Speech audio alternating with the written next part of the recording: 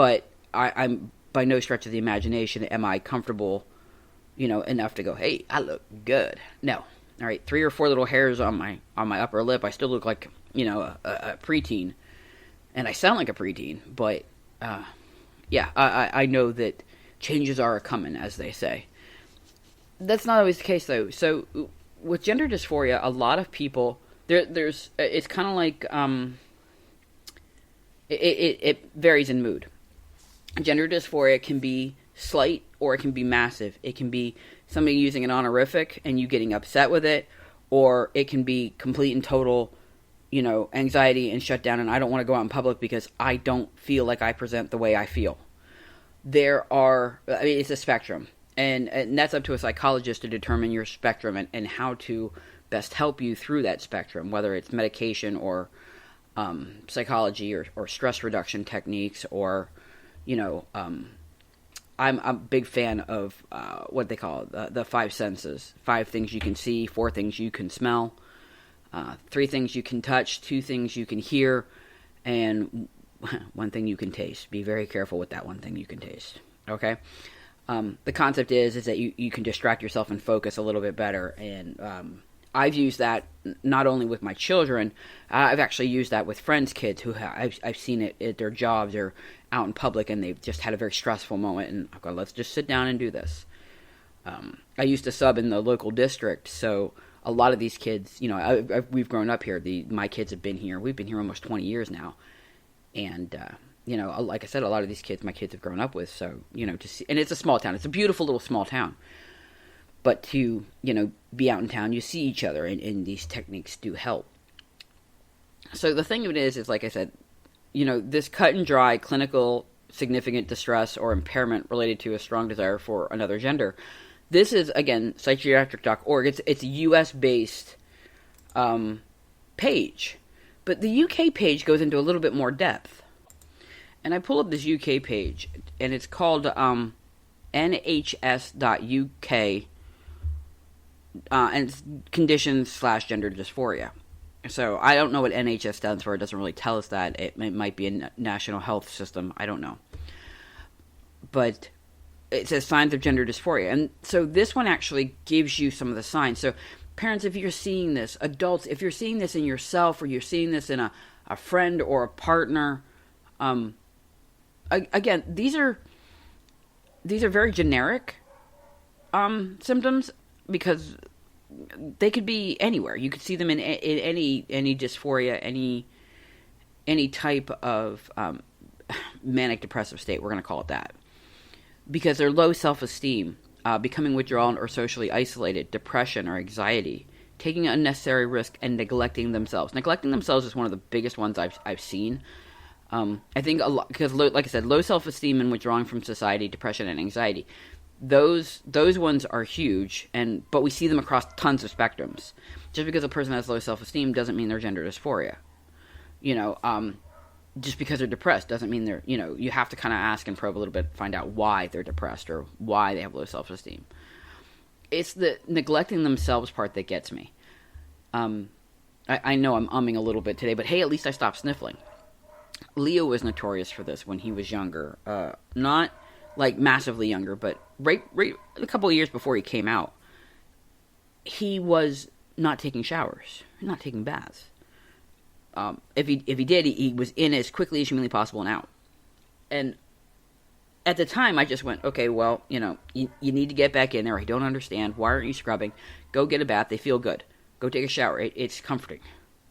Go use the soap. Do you want me to buy you a particular soap? We were going through all these different measures. Now that Leo is transgender, I get it. He didn't want to look at himself in the shower. He didn't want to see that body in the tub because in his head, it wasn't the right body.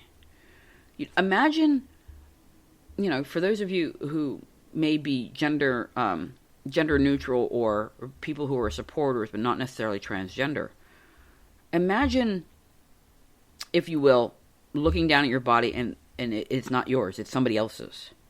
Remember Freaky Friday and all those movies where they switch like that? Imagine every morning waking up and that's not you. And worse yet, there's nothing you can do about it. You can't change it. It's not like somebody else is in yours.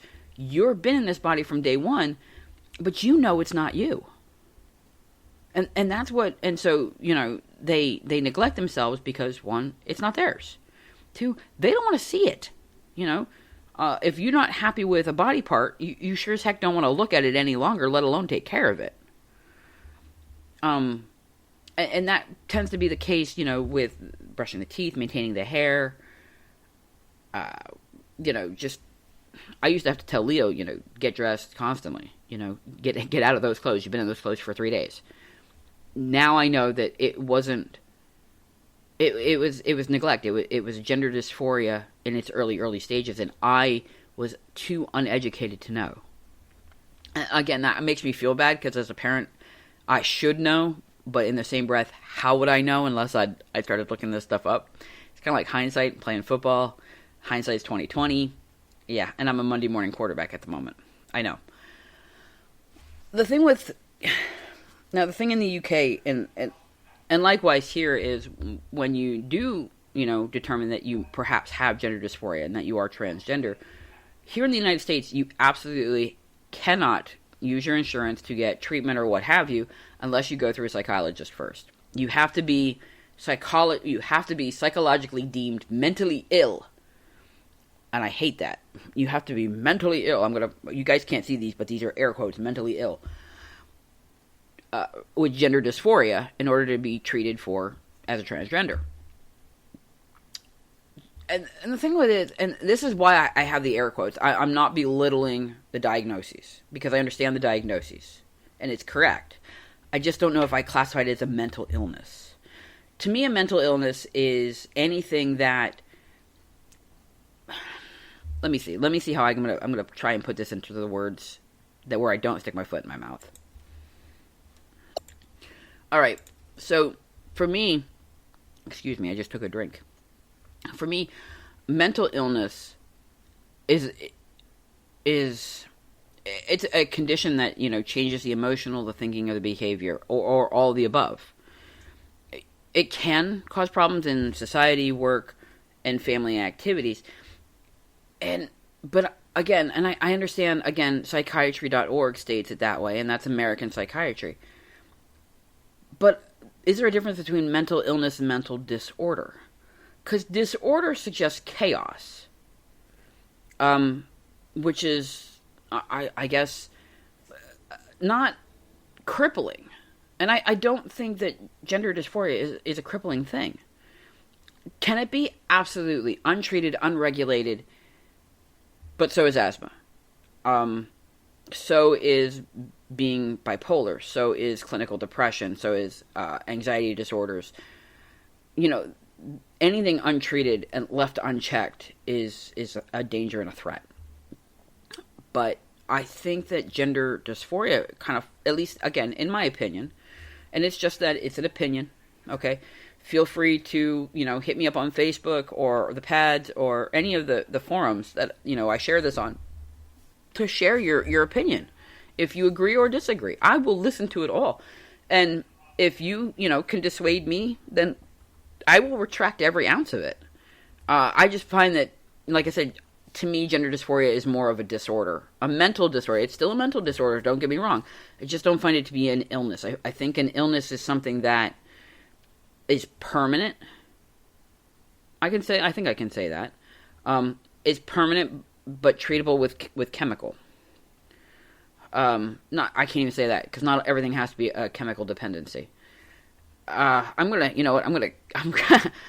sticking my foot in my mouth here, and this is really when I wish Leo was around, because if Leo were around, he'd say something which I could then back off of, and then we would, flip-flop until we were able to get across what I'm trying to get across. I think mental illness is a stronger terminology than mental disorder, and I think a mental disorder, you see, my understanding of transgender is that, yes, I'm transgender. Eventually, I will present completely as male, and I would hope that eventually I would not have to identify myself as a transgender. I can merely be a male. I can be a guy. Therefore, the disorder would essentially go away because I would no longer present as a female. At least I would hope. Whereas a mental illness, like my PTSD, may never go away. It may go away completely, and I would be thankful for that. But currently, for the last couple of years, the PTSD and my depression are hand in hand, and they haven't gone away. So to me, those are mental illnesses. I have been reckless under, when my PTSD kicks in. I have done, very dangerous things, and I won't even go into concepts there. I do talk to a psychologist about it, so feel free that I am not a harm to anybody. But as far as my gender dysphoria goes, I can combat it. I can combat it without the need for a chemical treatment.